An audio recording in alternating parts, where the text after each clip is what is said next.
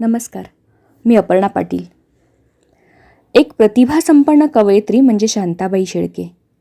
लेखिका, प्राध्यापिका, मराठी साहित्यातील रसिकप्रिय कवयित्री, गीतकार, कथालेखिका, कादंबरीकार, अनुवादक, ललित लेखिका, बालवाङ्मयकार, समीक्षा स्तंभलेखिका, वृत्तपत्र सहसंपादिका अशा वेगवेगळ्या साहित्यिक प्रकारांवर हुकूमत असणाऱ्या साहित्यिक म्हणजे शांता जनार्दन शेळके, म्हणजेच आपल्या शांता शेळके यांच्या पैठणी या कवितेचे आज मी वाचन करणार आहे.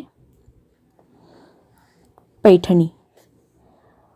फडताळात एक गाठोडे आहे. फडताळात एक गाठोडे आहे, त्याच्या तळाशी अगदी खाली, जिथे आहेत जुने कपडे, कुंचा, टोपडी, शेले, शाली. त्यातच आहे घडी करून जपून ठेवलेली एक पैठणी. त्यातच आहे घडी करून जपून ठेवलेली एक पैठणी. नारळी पदर, जरी चौकडी, रंग तिचा सुंदर धाणी. माझी आजी लग्नामध्ये हीच पैठणी नेसली होती. माझी आजी लग्नामध्ये हीच पैठणी नेसली होती. पडली होती साऱ्यांच्या पाया, हाच पदर धरून हाती. पैठणीच्या अवतीभोवती दरवळणारा सूक्ष्म वास. पैठणीच्या अवतीभोवती दरवळणारा सूक्ष्म वास. ओळखीची अनोळखीची जाणीव गूढ आहे त्यास. धूर, कापूर, उदबत्त्यातून जळत गेले किती श्रावण. धूर, कापूर, उदबत्त्यातून जळत गेले किती श्रावण. पैठणीने जपले एक तन एक मन. माखली बोठे पैठणीला केव्हा पुसली. माखली बोठे पैठणीला केव्हा पुसली. शेवंतीची चमेलीची आरास पदरा आडून हसली. वर्षामागून वर्ष गेली, संसाराचा सराव झाला. वर्षामागून वर्ष गेली, संसाराचा सराव झाला. नवा कोरा कडक पोत, एक मऊपणा त्याला. पैठणीच्या घडीतून अवघे आयुष्य उलगडत गेले. पैठणीच्या घडीतून अवघे आयुष्य उलगडत गेले. अहेवपणी मरण आले, आजीचे माझ्या सोने झाले. कधीतरी ही पैठणी मी धरते उरी कवळून. कधीतरी ही पैठणी मी धरते उरी कवळून. मऊ रेशमी स्पर्शामध्ये आजी भेटते मला जवळून. मधली वर्ष गळून पडतात, कालपटाचा जुळतो धागा. मधली वर्षे गळून पडतात, कालपटाचा जुळतो धागा. पैठणीच्या चौकड्यांनो, आजीला माझा कुशल सांगा. आजीला माझ्या कुशल सांगा. प्रतिभाशीन होते पण नाहीशी होत नाही, या विश्वासावर लिहिणाऱ्या आपल्या इंदिरा संत यांनी आपलं संपूर्ण आयुष्य साहित्य सेवेत घालवलं. हो, आज आपण इंदिरा संत यांची कविता ऐकणार आहोत. इंदिरा संत यांचा जन्म कर्नाटकमध्ये इंडीमध्ये झाला. त्यांचे शिक्षण कोल्हापूर व पुणे येथे त्यांनी पूर्ण केले. BA, BTD व BEd या पदव्या प्राप्त केल्यानंतर बेळगावच्या ट्रेनिंग कॉलेजमध्ये त्या अध्यापिका म्हणून कार्यरत होत्या. पुढे त्यांनी प्राचार्यपदही भूषविले. त्यांचं व्यक्तिमत्व आणि जीवन प्रवास याविषयी सांगेल तेवढं कमीच. त्यामुळे सध्या आपण त्यांच्या कवितांचा आनंद घेऊया. आता मी जी त्यांची कविता वाचणार आहे त्या कवितेचे नाव आहे कुब्जा.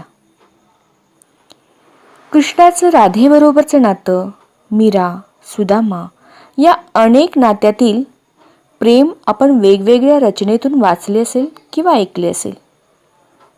पण कुब्जा आणि कृष्ण यांच्या आगळ्या वेगळ्या प्रेमाबद्दल कमीच ऐकले असेल, हो ना? त्या नात्याची, त्या प्रेमाची छटा या कवितेतून आपल्याला अनुभवायला मिळेल. कुब्जा. अजून नाही जागी राधा, अजून नाही जागे गोकुळ, अजून नाही जागी राधा, अजून नाही जागे गोकुळ. अशा अवेळी पैलतीरावर आज घुमे का पावा मंजूळ. मावळतीवर चंद्र केशरी, पहाट वारा भवती भणभण. मावळतीवर चंद्र केशरी, पहाट वारा भवती भणभण. अर्ध्या पाण्यामध्ये उभी ती, तिथेच टाकून आपुले तनमन. विश्वच अवघे ओठा लावून, विश्वच अवघे ओठा लावून, कुब्जा प्याली तो मुरलीरव. डोळ्यामधुनी थेंब सुखाचे, डोळ्यामधुनी थेंब सुखाचे. हे माझ्यास्तव, हे माझ्यास्तव. नमस्कार, मी अपर्णा पाटील. आठवणीतील कविता यामध्ये आज आपण तिसरी कविता ऐकणार आहोत. इंदिरा संत यांचीच पुन्हा रचना घेते मी. खरं तर प्रेमरसातले प्रत्येक भाव, स्त्रीभाव त्यांनी टिपले आहेत. त्यापैकीच ही एक कविता, मीच बुडविले. ऐकून घेणारा तू, समजून घेणारा तू, ऐकून घेणारा तू, समजून घेणारा तू. तुझ्याच पाशी म्हणून वागले, म्हणून बोलले उगाच काही. खुळे भाबडे भान मोकळे अर्थशून्यही. मुरडून थोडे नाक बुद्धीचे, मुरडून थोडे नाक बुद्धीचे. हसून थोडे उपहासाचे. म्हणालास तू, सांगशील का मोजून मजला या उथळपणाची खोली. गळ्यात आला एक अवंढा, गळ्यात आला एक अवंढा. डोहच काळा उथळपणाचा. भिडले काळे पाणी येऊन काजळावरी. आणि तुला, आणि तुला मीच बुडविले त्या डोहामध्ये, उंच तुझ्या त्या हिमशिखरांसह. नमस्कार. आठवणीतील कविता यामध्ये आज आपण इंदिरा संत यांची पुढची रचना ऐकणार आहोत. आज कविता चौथी, पत्र लिही पण. पत्र लिही पण नको पाठवू शाईमधुनी काजळ गहिरे. पत्र लिही पण नको पाठवू शाईमधुनी काजळ गहिरे. लिपिरेषांच्या जाळीमधुनी नको पाठवू हसू लाजरे. सरळ लाडकी भुवईमधली नको पाठवू वेलांटीतून. नको पाठवू तीर गालीचा पूर्णविरामाच्या बिंदूतून. नको पाठवू अक्षरातुनी शब्दामधले अधीर स्पंदन. नको पाठवू अक्षरातुनी शब्दांमधले अधीर स्पंदन. कागदातून नको पाठवू स्पर्शामधला कंप विलक्षण. नको पाठवू वीज सुहासिक, नको पाठवू वीज सुहासिक. उलगडणारी घडी घडीतून. नको पाठवू असे कितीदा सांगितले तू हट्टीपण. नको पाठवू असे कितीदा सांगितले तू हट्टीपण. पाठविशी ते सगळे सगळे पहिल्या ओळीमध्येच मिळते. पाठविशी ते सगळे सगळे पहिल्या ओळीमध्येच मिळते. पत्रच पुढचे त्यानंतर पण वाचायाचे राहून जाते, वाचायाचे राहून जाते. नमस्कार, मी अपर्णा पाटील. पुरुषोत्तम शिवराम रेगे म्हणजे आपले पु.शी. रेगे 2 ऑगस्ट 1910 रोजी रत्नागिरी जिल्ह्यातील मिठबांब येथे त्यांचा जन्म झाला. साहित्य क्षेत्रामध्ये कवी, नाटककार, समीक्षक, संपादक म्हणून त्यांनी काम पाहिले. साहित्य संग्रहामध्ये फुलोरा, दोला, गंधरेखा, दुसरा पक्षी आणि प्रियाळ हे त्यांचे प्रसिद्ध झालेले कविता संग्रह. यांची आज आपण कविता ऐकणार आहोत. त्या कवितेचे नाव आहे अरण्य. अरण्याकडे बघण्याचा कवीचा दृष्टिकोन काही वेगळाच असतो, हेही कविता ऐकल्यानंतरच आपल्याला समजेल. अरण्य. अरण्यात धुके दाटले की झाडे रडून घेतात. अरण्यात धुके दाटले की झाडे रडवून घेतात. एरवी चालूच असतं चक्र बहर पानगळतीचे, आणि तसंही पोहोचत नाहीच ऊन मुळापर्यंत कधी ढळतीचे. अरण्यात झाडे समूहाने उन्मळून पडत नाहीत. अरण्यात झाडे समूहाने उन्मळून पडत नाहीत, वणव्यात खाक होतात. अरण्यात धुके दाटले की झाडे रडून घेतात. अरण्य कुंतीच्या दुःखा इतके निबीड कठीण. अरण्य कर्णाच्या शापा इतके अबोध घन. अरण्य आदिमतेची निशाणी चिरंतर. अरण्य अश्वत्थाम्याची विराणी करून घन. अरण्य अश्रपाला आसरा देतात. अरण्य अश्रपाला आसरा देतात. अरण्य बेचिराग होताना कोणाला शाप देतात. अरण्यात धुके दाटले की झाडे रडून घेतात. अरण्य पाखरांच्या पंखात कधीही आपल्या पोटातला भरत नाही अंधार. अरण्ये पाखरांच्या पंखात कधी आपल्या पोटातला भरत नाहीत अंधार. जीर्ण वृक्षांच्या सालीसारखा कधी गळून पडत नाही अरण्यगंधार. अरण्यात संध्याकाळी सर्व संज्ञा लुप्त होतात. अरण्यात संध्याकाळी सर्व संज्ञा लुप्त होतात. अरण्यात झाडे अद्वैताला पोहोचतात. अरण्यात झाडे अद्वैताला पोहोचतात. अरण्यात धुके दाटले की झाडे रडून घेतात. नमस्कार, मी अपर्णा पाटील. मायेच्या हळव्या स्पर्शाने खुलते, नात्याच्या बंधात धुंद मोहरते. किंवा तू बुद्धी दे, तू तेज दे, मला वेड लागले प्रेमाचे, आणि मला जाऊ देणा घरी आता वाजले की 12. या आणि अशा अनेक मराठी गीतांचे गीतकार गुरु ठाकूर. कवी, गीतकार, व्यंगचित्रकार. आज त्यांची कविता मी वाचणार आहे. कवितेचे नाव आहे पाऊल मागे वळले नाही. अर्थ लेवुनी पहिले अक्षर कधी उमटले कळले नाही. अर्थ लेवुनी पहिले अक्षर कधी उमटले कळले नाही. परी घेतला वसा न चुकला, पाऊल मागे वळले नाही. सुन्न खिन्न कातर एकांती, सोबत माझी अक्षर झाले. सुन्न खिन्न कातर एकांती, सोबत माझी अक्षर झाले. थिजलो जेव्हा सभेत भरल्या, तिथेही धावून अक्षर आले. कुठला हा अनुबंध म्हणावा, कोडे मज हे सुटले नाही.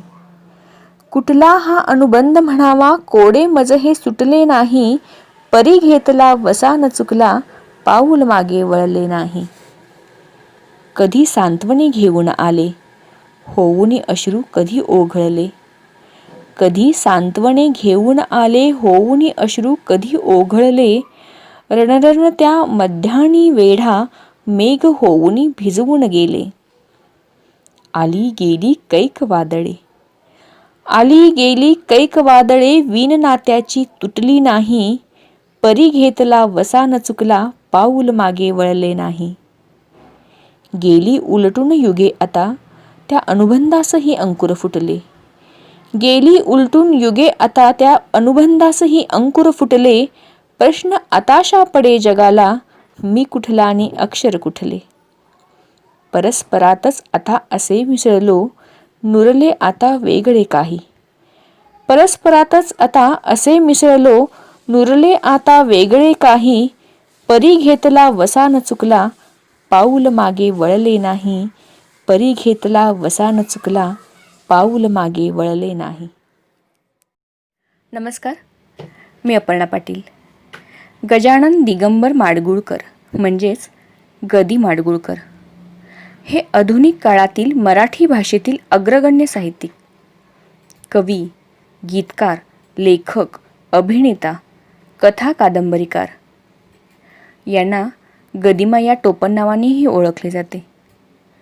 गीत रामायण ही त्यांची प्रसिद्ध साहित्यकृती. आज मी त्यांची कविता वाचणार आहे. तिचे नाव आहे माहेर. स्त्रियांच्या जिव्हाळ्याचा विषय गदिमांनी अप्रतिम शब्दात मांडला आहे. ऐकूया तर मग. माहेर. नदी सागरा मिळता पुन्हा येईना बाहेर. नदी सागरा मिळता पुन्हा येईना बाहेर, अशी शहाण्यांची म्हण नाही नदीला माहेर. काय सांगू रे बाप्पानो तुम्ही आंधळ्यांचे चेले.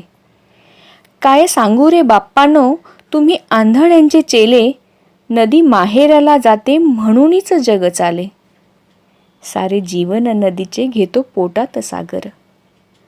सारे जीवन नदीचे घेतो पोटात सागर, तरी तिला आठवतो जन्म दिलेला डोंगर.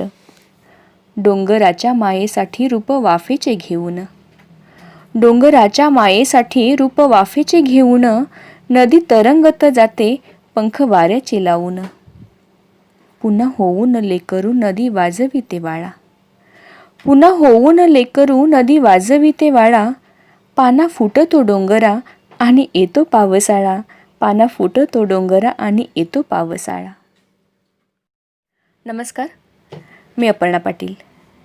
गजानन दिगंबर माडगूळकर म्हणजेच गदी माडगूळकर हे आधुनिक काळातील मराठी भाषेतील अग्रगण्य साहित्यिक, कवी, गीतकार, लेखक, अभिनेता, कथा कादंबरीकार. यांना गदिमा या टोपण नावानेही ओळखले जाते. गीत रामायण ही त्यांची प्रसिद्ध साहित्यकृती. आज मी त्यांची कविता वाचणार आहे. तिचे नाव आहे माहेर. स्त्रियांच्या जिव्हाळ्याचा विषय गदिमांनी अप्रतिम शब्दात मांडला आहे. ऐकूया तर मग. माहेर. नदी सागरा मिळता पुन्हा येईना बाहेर. नदी सागरा मिळता पुन्हा येईना बाहेर, अशी शहाण्यांची म्हण नाही नदीला माहेर. काय सांगू रे बाप्पानो तुम्ही आंधळ्यांचे चेले. काय सांगू रे बाप्पानो तुम्ही आंधळ्यांचे चेले. नदी माहेराला जाते म्हणूनच जग चाले. सारे जीवन नदीचे घेतो पोटात सागर. सारे जीवन नदीचे घेतो पोटात सागर, तरी तिला आठवतो जन्म दिलेला डोंगर. डोंगराच्या मायेसाठी रूप वाफेचे घेऊन. डोंगराच्या मायेसाठी रूप वाफेचे घेऊन, नदी तरंगत जाते पंख वाऱ्याचे लावून. पुन्हा होऊन लेकरू नदी वाजविते वाळा. पुन्हा होऊन लेकरू नदी वाजविते वाळा. पाना फुटतो डोंगरा आणि येतो पावसाळा. पाना फुटतो डोंगरा आणि येतो पावसाळा. कवी बा भ बोरकर, बाळकृष्ण भगवंत बोरकर यांची आम्हाला शालेय पाठ्यपुस्तकामध्ये ही कविता होती. तापल्या आहेत तारा तोवरी गाऊन घे. माझ्या तर मनात तेव्हापासूनच या कवितेने घर केले आहे. माझी अत्यंत आवडती कविता. प्रत्येक कडवं एक गहन अर्थ सांगणार आहे. कदाचित तुमच्याही आठवणीतील कवितांपैकी ही एक कविता असेल. ऐकूया. तापल्या आहेत तारा तोवरी गाऊन घे. स्वप्न आहे लोचनी हे तोवरी पाहून घे. तापल्या आहेत तारा तोवरी गाऊन घे. स्वप्न आहे लोचनी हे तोवरी पाहून घे. रे फुलांचा बाण आहे अमृताची वेदना. रे फुलांचा बाण आहे अमृताची वेदना. नि सुखाच्या आत आहे शापणारी वेदना. प्राण आहे तोवरी सप्राण हे साहून घे. प्राण आहे तोवरी सप्राण हे साहून घे. चालल्या आहेत धारा तोवरी न्हावून घे. आग आहे लागलेली अंतराच्या मोहळा. आग आहे लागलेली अंतराच्या मोहळा, आणि आकाशात आहे आसवांचा सोहळा. वादळी अंधारल्या पाण्यातून तेजाळुनी, वादळी अंधारल्या पाण्यातून तेजाळुनी, कामिनी आवेगवेळी येत आहे दामिनी. जाग आहे तोवरी रे दीप हा लावून घे, जाग आहे तोवरी रे दीप हा लावून घे. तापल्या आहेत तारा तोवरी गाऊन घे, तापल्या आहेत तारा तोवरी गाऊन घे. नमस्कार, मी अपर्णा पाटील. आठवणीतील कविता 10 दिवस 10 कविता या उपक्रमाचा हा प्रवास इंटरेस्टिंग असणार याची कल्पना तर होतीच मला, पण तो संपूच नाही लवकर इतका इंटरेस्टिंग होत जाईल असे मात्र खरंच वाटले नव्हते. इतक्या भरपूर कवितांमधून फक्त 10 सिलेक्ट करणे म्हणजे अगदीच कठीण. रोज एका कवीची कविता घ्यावी की आठवणीतील कविता या काव्यसंग्रहामधील समावेश असणाऱ्या त्या निवडक कविता घ्याव्यात, अलंकारी शब्दरचना असलेल्या कविता घ्याव्यात की गूढ अर्थ लावत विचारचक्राला चालना देणाऱ्या कविता निवडाव्यात, सगळ्यांना माहीत असणाऱ्या प्रसिद्ध कवितांची निवड करावी की मला आवडणाऱ्या कवितांची निवड करावी.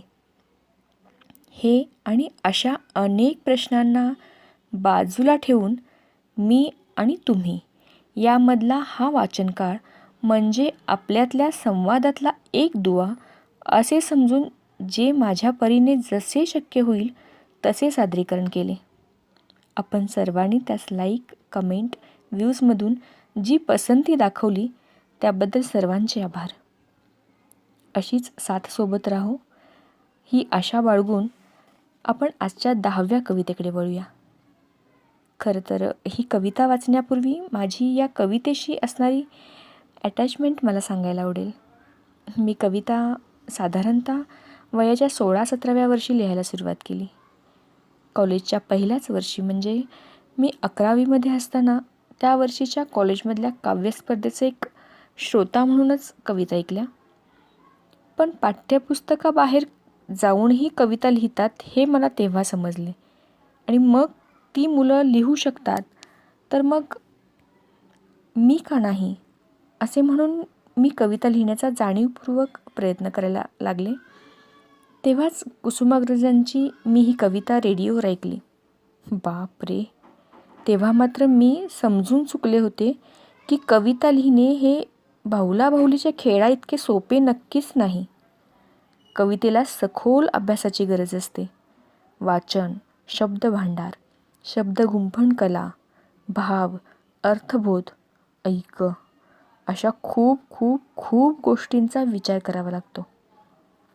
जोपर्यंत आपल्याला आपल्या हातून अशी कविता होत नाही तोपर्यंत स्वतःला कवयित्री म्हणवून घेण्यासही आपण पात्र ठरू शकत नाही, अशी एक मनाशी खुणगाठ मारली होती. त्यामुळे तेव्हापासूनचा माझा प्रवास म्हणजे तब्बल 22 वर्षांनंतर संपला, जेव्हा मी माझा पहिला काव्यसंग्रह 2017 साली प्रकाशित केला आणि आपण सर्वांनी माझं कवयित्री म्हणून स्वागत केले. असो, मी आज तुमचा जास्तच वेळ घेतला त्याबद्दल क्षमस्व. आपण आता कवितेकडे वळूया. ही कविता आहे कवी कुसुमाग्रजांची.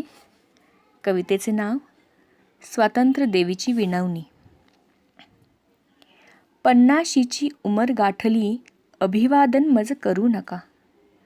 50शीची उमर गाठली अभिवादन मज करू नका. मीच विनविते हात जोडुनी वाट वाकडी धरू नका.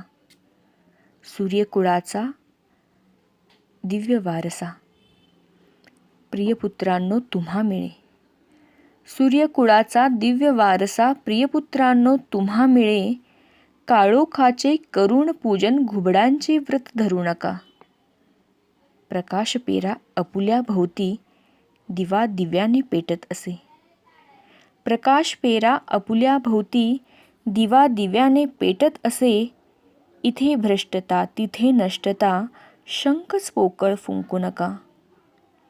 वेतन खाऊन काम टाळणे हा देशाचा द्रोह असे. वेतन खाऊन काम टाळणे हा देशाचा द्रोह असे. करतील दुसरे बघतील तिसरे असे सांगूनी सुटू नका. जनसेवेस्तव असे कचेरी ती डाकूंची गुहा नसे. जनसेवेस्तव असे कचेरी ती डाकूंची गुहा नसे. मेजा खालून मेजावरतून द्रव्य कुणाचे लुटू नका. बोथट पुतळे पथापथांवर ही थोरांची विटंबना. बोथट पुतळे पथापथांवर ही थोरांची विटंबना. कणभर त्यांचा मार्ग अनुसरा वांज गोडवे गाऊ नका. समान मानव माना स्त्रीला तिची अस्मिता खुडू नका. समान मानव माना स्त्रीला तिची अस्मिता खुडू नका.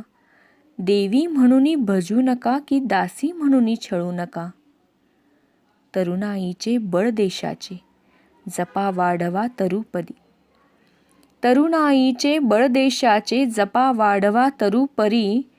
करमणुकीचे गटार गंगा त्यात स्वतःला क्षाळू नका. गोरगरिबा छळू नका. पिंड फुकांचे गिळू नका. गोरगरिबा छळू नका. पिंड फुकांचे गिळू नका. गुणी जनावर जळू नका. लाख लाख जण जळले मेले माझ्यासाठी हे विसरू नका. मीच विनविते हात जोडूनी वाट वाकडी धरू नका. मीच विनविते हात जोडूनी वाट वाकडी धरू नका. धन्यवाद.